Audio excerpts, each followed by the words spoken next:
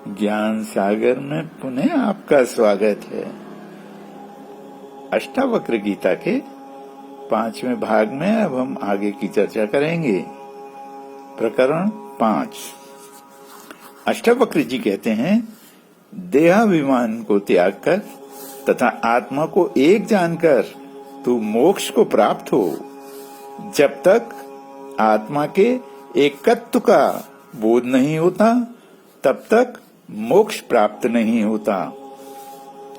जिसकी नजर में सुख और दुख समान है, जो पूर्ण है, आशा और निराशा भी जिसकी नजर में एक समान है, जीना और मरना भी जिसकी नजर में एक समान है, ऐसा होता हुआ तू ब्रह्म दृष्टि को प्राप्त हो, अर्थात मोक्ष को प्राप्त हो। जगत मिथ्या है, इसलिए तू स्थित प्रज्ञ होता हुआ ब्रह्म दृष्टि को प्राप्त हो। प्रकरण 6। अब राजा जनक कहते हैं, आत्म स्वरूप होने के कारण मैं आकाश की तरह अनंत हूँ, मैं समुद्र सदृश हूँ।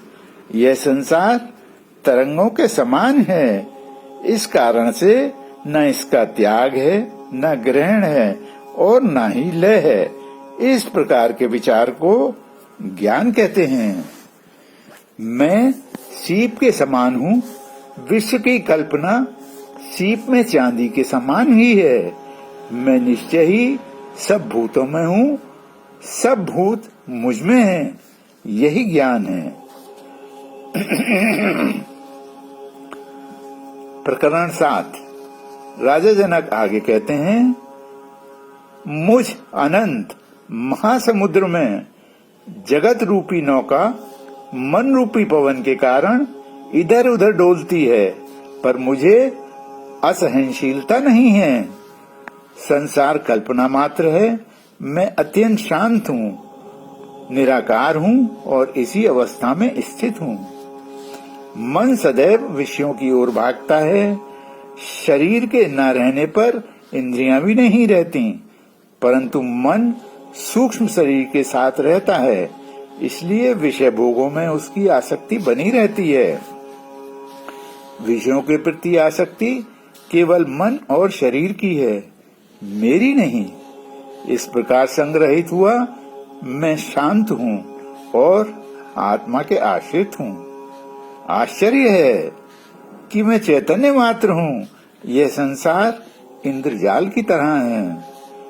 पहले जब अज्ञान था, यह इंद्रजाल मुझे प्रभावित कर लेता था और मैं हे उपादेय, लाभ हानि, शुभ अशुभ, अच्छा बुरा आदि की कल्पना कर लेता था, परंतु अब मैं आत्मस्वरूप हूँ, अतः ये सब कल्पनाएं मेरे लिए व्यर्थ हैं। प्रकरण 8।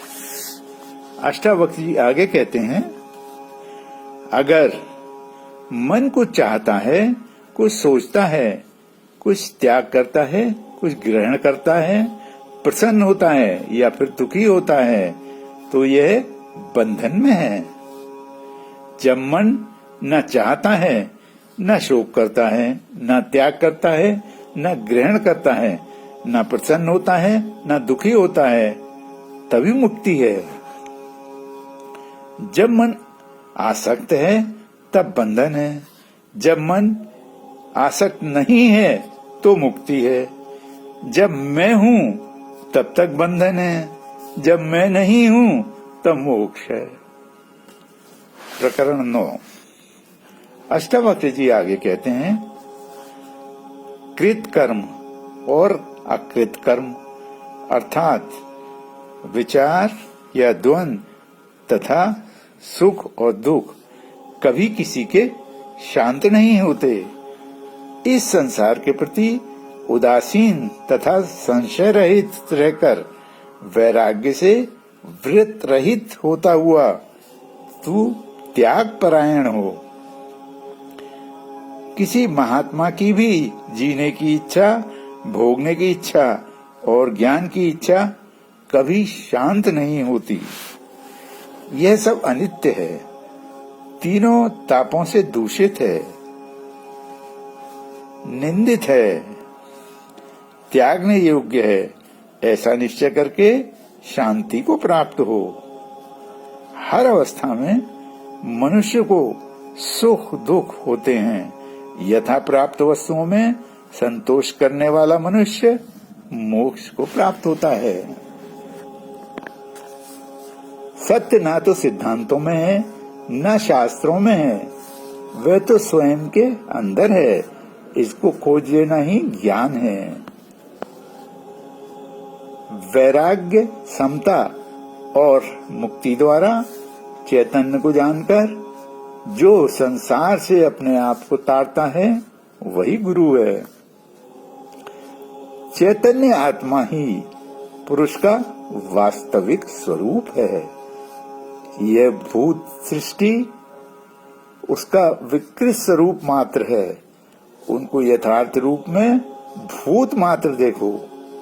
जब तुम ऐसा देखोगे उसी क्षण बंधन से मुक्त होकर अपने आत्म स्वरूप में स्थित हो जाओगे। वासना ही संसार है, अतः सभी वासनाओं को त्याग दे। वासनाओं का त्याग ही संसार का त्याग है। इनका त्याग ही मुक्ति है। प्रकरण 10। अष्टावक्र जी आगे कहते हैं, काम सबसे बड़ा शत्रु है और अर्थ या धन संपत्ति तो अनर्थ का कारण है। इन दोनों के कारण रूप धर्म को भी छोड़कर तू सबकी उपेक्षा कर। मित्र, जमीन, धन संपत्ति, स्त्री, भाई आदि संप्रदा को इंद्रजाल के समान देख। ये सब 3 या 5 दिन रहने वाले हैं, इसलिए इनमें मोह का त्याग करना ही उत्तम है। जिस जिस वस्तु में आसक्ति है या जहाँ जहाँ तृष्णा है, तू वहाँ वहाँ संसार को जान। अतः तू तृष्णा रहित होकर जो प्राप्त है उसमें संतुष्ट होकर सुखी हो जा। तृष्णा ही आत्मा का बंधन है और तृष्णा का त्याग ही मोक्ष है। तू शुद्ध चैतन्य स्वरूप है। संसार जड़ है और असत है। अविद्या भी असत है, मिथ्या है। मिथ्या वस्तुओं में ज्ञानी पुरुष तृष्णा नहीं रखता। राज्य, पुत्र, स्त्री, शरीर और सुख आसक्त पुरुष के नष्ट हुए हैं और तेरे भी एक जन्म में नष्ट हुए हैं। इसलिए इनमें तेरी आसक्ति मिथ्या है। आसक्ति का त्याग ही ज्ञान है। अर्थ, काम और सुकृत कर्म तो बहुत हो चुके। तू भ्रमवश इनमें ही सुख देखता रहा। धर्म, अर्थ और काम की इच्छा का त्याग ही जीवन मुक्ति है। तूने अनेक जन्मों में शरीर, मन और वाणी से दुखपूर्ण और मेहनत से भरपूर कर्म किए हैं, फिर भी इनमें तेरी आसक्ति है। अब तो इस आसक्ति को त्याग कर उपराम कर, अर्थात विश्रांति कर। अब मैं अपनी वाणी को विराम देता हूँ। शेष चर्चा अगले भाग में करेंगे। धन्यवाद।